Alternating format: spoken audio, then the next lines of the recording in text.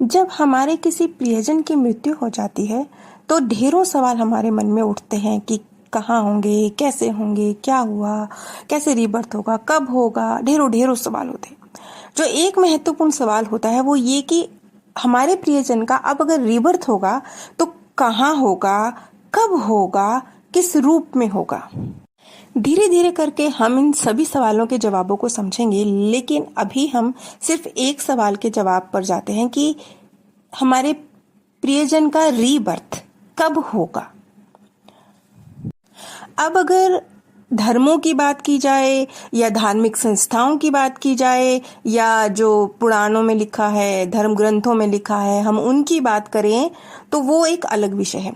लेकिन अगर हम जो रिसर्च हुई है, जो लोगों के अनुभव रहे हैं, जो लोगों के नियर डेथ एक्सपीरियंस रहे हैं, रीबर्थ के केस लोगों के हुए हैं, मेरे अपने जीवन के मेरे पूरे जीवन की रिसर्च है उसमें जो एक्सपीरियंस मुझे हुए हैं, और बहुत सारे लोग जिनके एक्सपीरियंस मैंने जाने हैं, समझे हैं, जो पूरी मेरी रिसर्च रही है, और इस सब्जेक्ट को जितना मैंने समझा है और भी बहुत सारे लोगों ने जो रिसर्च करी है उसके आधार पर जो आंसर निकल के आते हैं, आज मैं आपके साथ वो शेयर करूंगी। मैं यहाँ धार्मिक आधार पर बात या धार्मिक संस्थाओं के आधार पर बात नहीं करूंगी, क्योंकि इस सब्जेक्ट पर आपको बहुत अलग अलग बातें सुनने को मिलेंगी। कोई कोई धर्म ऐसे हैं जो ये बोलते हैं कि रीबर्थ होता ही नहीं है। कोई धार्मिक संस्थाएं ऐसी हैं जो ये कहती हैं कि जैसे ही मतलब आपकी मृत्यु से पहले आपके लिए शरीर तैयार है, 2 3 4 महीने पहले आपका शरीर तैयार है।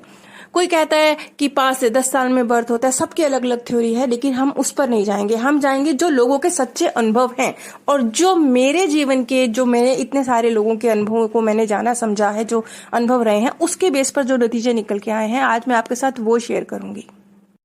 सबसे पहले तो जो व्यक्ति मृत्युशैया पर है उसकी जीवन के प्रति कितनी अटैचमेंट है, ये चीज बहुत महत्वपूर्ण है।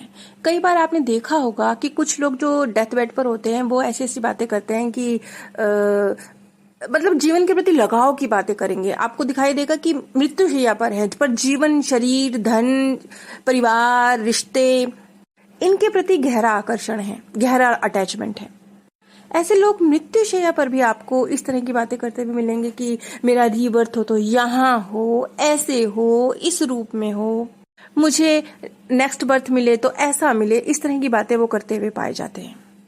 अब ये लोग कौन होंगे? ये लोग वो होंगे जो या तो अपने जीवन में बहुत सक्सेसफुल है, इसलिए उनको इतना इतना कुछ मिला है कि वो उस चीज को मतलब छोड़ना ही नहीं चाहते, या फिर वो अपनी लाइफ में अनसक्सेसफुल होंगे। इतने की इच्छाएं अधूरी हैं, जो करना था हम नहीं कर सके, जो हम कर सकते थे, कुछ भी रीजन रहा, हम नहीं कर सकते, हम नहीं कर पाए। ये वाली जो 2 फीलिंग्स जिन लोगों पर बहुत ज्यादा हावी होती हैं, वो लोग अधिकतर मामलों में जल्द से जल्द जन्म लेने की कोशिश करते हैं। जितना भी जल्द उनके लिए संभव हो सकता है, जितना भी उनके कार्मिक अकाउंट के अनुसार उनके लिए शरीर तय है, वो जल्द से जल्द चाहेंगे। वो सोल वर्ल्ड में भी कम से कम रहना चाहते हैं या जाना ही नहीं चाहते हैं, और वो जल्दी से जल्दी रीबर्थ लेना चाहते हैं। जो इस तरह के लोग होते हैं उनका रीबर्थ भी बहुत जल्द हो जाता है। बहुत जल्द मतलब कुछ महीनों में या कुछ सालों में। कुछ महीनों में 2 3 महीने में भी हो सकता है, या 2 3 4 5 सालों में भी हो सकता है। और कमाल की बात तो यह है कि जो ढेरों एक्सपीरियंस रहे हैं उसमें से एक एक्सपीरियंस मैं आपके साथ अभी शेयर भी करूंगी। अनगिनत एक्सपीरियंस है इस तरह के, जिसमें कुछ महीनों, कुछ दिनों की बात तो छोड़ दीजिए, वो तो भूल जाइए, वो तो बहुत बड़ी बात हो गई। एक ही दिन में सुबह मृत्यु होती है, रात को जन्म हो रहा है। इस तरह के केस भी हुए हैं। कुछ सेकंड्स में रीबर्थ हो रहा है, इधर शरीर छोड़ा है और 1 मिनट बाद जन्म हो रहा है। ऐसे ढेरों केस हुए हैं।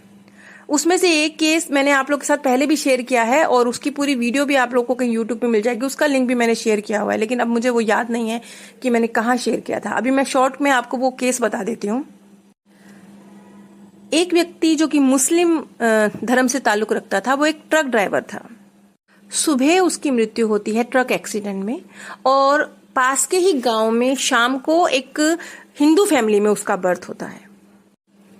और ये किस्सा सामने कैसे आया, ये उजागर कैसे हुआ? ये उजागर इस तरह से हुआ कि वो बच्चा जब छोटा था तभी उसको अपना रीबर्थ याद था, मतलब पास्ट बर्थ उसको अपना याद था। तो वो अपने पास्ट बर्थ की बातें किया करता था, तो जिस पर परिवार वाले ध्यान नहीं देते थे। लेकिन एक दिन ये चीज थोड़ा एक्सट्रीम में चली गई। उस बच्चे ने जिद पकड़ ली, छोटे सा बच्चा था उस वक्त, वो मुश्किल से 3 या 4 साल के आसपास की आयु का होगा। उसने जिद पकड़ ली कि नहीं, मुझे इस गांव में इस एड्रेस पर इस परिवार को मिलना है, मिलना है, मिलना है। मेरी माँ की मृत्यु हो गई है, मेरी अम्मी की मृत्यु हो गई है, मुझे जाना है, मेरी अम्मी के पास जाना है, अम्मी को देखना है। अब जब उस बच्चे ने अपनी अम्मी अम्मी अम्मी कहकर रट लगानी शुरू करी, तो उसकी फैमिली, क्योंकि वो हिंदू फैमिली थी, तो हिंदू फैमिली में मैंने ये चीज देखी है कि वो लोग बच्चों की, जब बच्चे इस तरीके से पास्ट बर्थ की बातें करते हैं तो उन पर थोड़ा गौर किया जाता है, बच्चे को नकारा नहीं जाता, उसकी फीलिंग्स को समझा जाता है। अन्य धर्मों में ये चीज नहीं होती। किसी अन्य धर्म में अगर कोई बच्चा इस तरह की बात करता है तो उसकी फीलिंग्स की डिसरिस्पेक्ट की जाती है, मजाक उड़ाया जाता है। लेकिन ये एक प्लस पॉइंट है हिंदू फैमिलीज में कि वहां इस चीज को समझा जाता है। तो जब बच्चे द्वारा जिद पकड़ ली गई तो उसके माता पिता मजबूर होकर उसे उस स्थान पर लेकर गए जिस स्थान का वो जिक्र कर रहा था, लेकिन वो वहां पर भी नहीं गया। उसने कहा नहीं, उस कब्रिस्तान में चलो, क्योंकि आज मेरी अम्मी की मृत्यु हुई है, उसे दफनाया जा रहा है, वहां चलो। और वही हुआ। उस बच्चे को जिस कब्रिस्तान का वो नाम ले रहा था वहां ले जाया गया। वहां सचमुच उसकी मम्मी की अंतिम क्रिया चल रही थी। उसकी जो पास्ट बर्थ की माता जी थी, उनका देहांत हुआ था। अब ये केस खुल के इसलिए आया क्योंकि जिस परिवार, जिस गांव या जिस वो बुजुर्ग महिला मरी, उससे क्या लेना देना था एक छोटे से 4 साल के बच्चे का, एक मुस्लिम दूसरे गांव की महिला, कुछ लेना देना ही नहीं है, कोई रिश्ता ही नहीं है। लेकिन उसको उसमें इंटरेस्ट था, उसको वो बार बार जिक्र करता था। तो फिर जब रिसर्च की गई तो पता चल के आया कि वो जो बच्चा था वो पास्ट बर्थ में उस मुस्लिम फैमिली का पुत्र था। अब हुआ क्या होगा? हुआ ये होगा कि जब उस ट्रक ड्राइवर की मृत्यु हुई होगी, तब उसका अपनी फैमिली के प्रति, अपने शरीर के प्रति, धन के प्रति, किसी भी चीज के प्रति इतनी ज्यादा आकर्षण होगा, बहुत सारी इच्छाएं होंगी, क्योंकि यंग एज में मृत्यु हुई थी। तो बहुत सारी, मैंने ये करना है, ये हासिल करना है, ये ऐसे करना है, तो बहुत सारी इच्छाएं रही होंगी, बहुत कुछ रहा होगा। जो जब उसकी मृत्यु हुई, जब उसके मार्गदर्शक उसे लेने आए होंगे, अब इस बात को उस बच्चे ने नहीं बताया। वो बच्चा तो सिर्फ जो बीच का पीरियड रहा वो नहीं बता पाया। उसने सिर्फ पास्ट बर्थ में क्या था वो बताया, मृत्यु के बाद उसका क्या जो परिस्थितियां थी वो नहीं बताया। लेकिन हम उसे समझ सकते हैं कि वो क्या रही होंगी। जब उसके मार्गदर्शक उसे लेने आए होंगे तो तब उसने बजाय सोल वर्ल्ड जाने के, बजाय पूरी प्रक्रिया से गुजरने के, जो कि गलत है, गुजरना चाहिए, क्योंकि ये एक तरह से रेस्ट की प्रक्रिया होती है। जैसे बच्चा स्कूल से आता है तो घर में आके रेस्ट करता है, फिर अगले दिन स्कूल जाने के लिए तैयार होता है।